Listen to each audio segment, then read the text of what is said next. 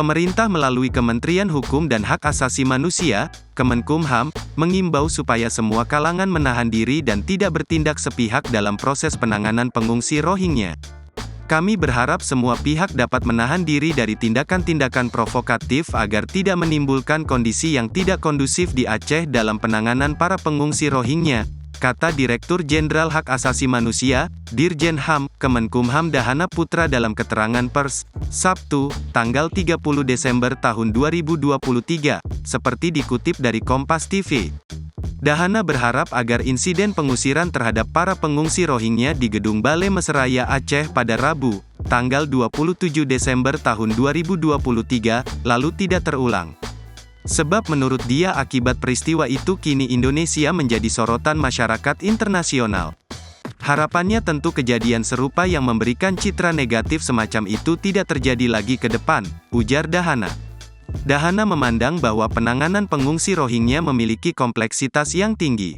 Akan tetapi, aspek kemanusiaan yang bersifat universal harus dikedepankan dengan tetap mempertimbangkan kepentingan masyarakat lokal.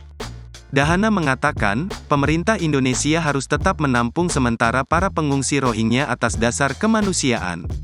Meski pemerintah Indonesia belum meratifikasi Konvensi Jenewa 1951 tentang pengungsi, terdapat prinsip non-refoulement yang sudah diakui sebagai hukum kebiasaan internasional. Sebelumnya, sejumlah mahasiswa Aceh mengepung dan memindahkan paksa pengungsi Rohingya. Dalam rekaman berbagai video yang beredar di media sosial, ratusan mahasiswa menggeruduk pengungsi Rohingya di Rubana gedung MBA dan meminta mereka pergi. Bahkan sejumlah mahasiswa terlihat menendang dan melempar barang-barang milik pengungsi Rohingya. Terlihat dalam video tersebut, pengungsi yang mayoritas perempuan dan anak-anak itu kemudian mengangkat tangan sambil menangis.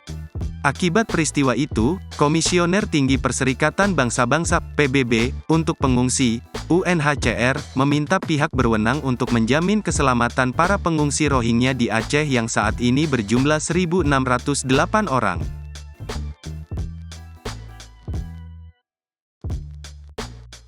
Download Tribun X sekarang, menghadirkan lokal menjadi Indonesia.